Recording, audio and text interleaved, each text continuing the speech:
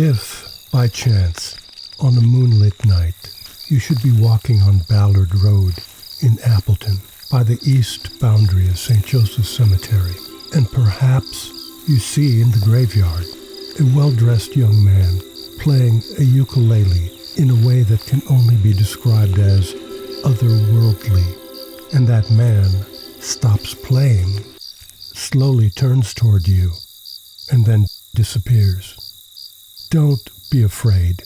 It's just William Henry Heid, biding his time, waiting for someone to take him back to his home in Hawaii. Welcome to Wisconsinology on Music, a series of 5-minute episodes about the Badger State's involvement in the history of American music. Presented by 91.1 The Avenue in partnership with Wisconsinology.com. I'm your host. My name is Frank Anderson. In an unmarked grave at St. Joseph's Cemetery in Appleton, there lies the body of William Henry Heid, a profoundly gifted musician and entertainer. He was born in the Kingdom of Hawaii in 1880. From 1899 until 1907, he toured in bands and orchestras across the United States. By 1908, he was elevated to the rarefied air of being a featured solo performer on the American vaudeville circuit. Heid was a guitar hero before there was such a thing. He was among the first musicians to introduce the ukulele to mainland audiences and was, without a doubt, the first virtuoso of that instrument.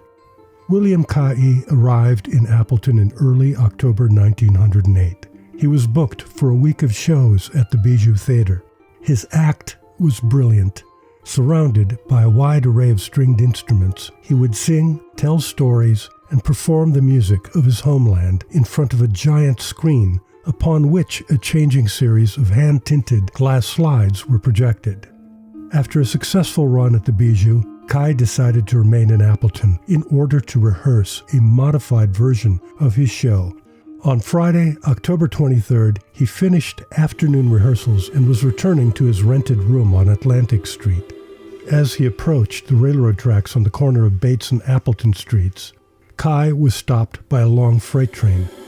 He attempted a shortcut. He jumped between two boxcars. As he set his foot atop the couplers, the train suddenly lurched forward. Heid's foot slipped into a gap between the couplers and was crushed by their recoil.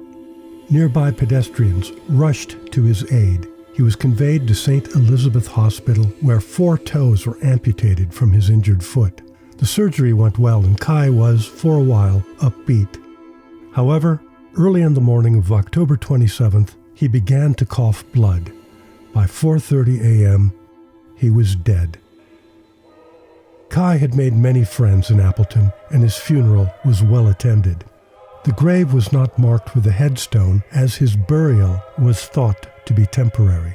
Surely some family member would claim his body and ship it home.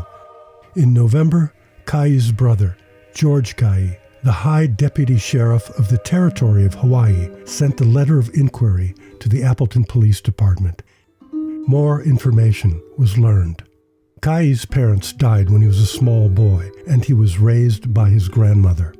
His grandfather, rumored to be a millionaire, would soon claim the young musician's body. A month went by. There was no communication from the mysterious grandfather, and in early 1909, George Heid unexpectedly passed away.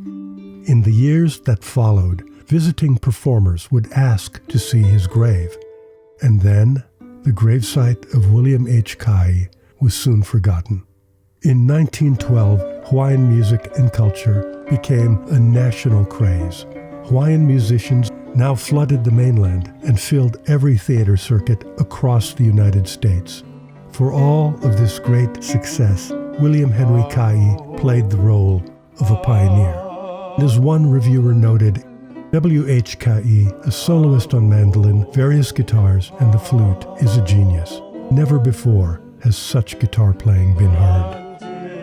This has been Wisconsinology on Music, brought to you by 91.1 The Avenue and Wisconsinology.com.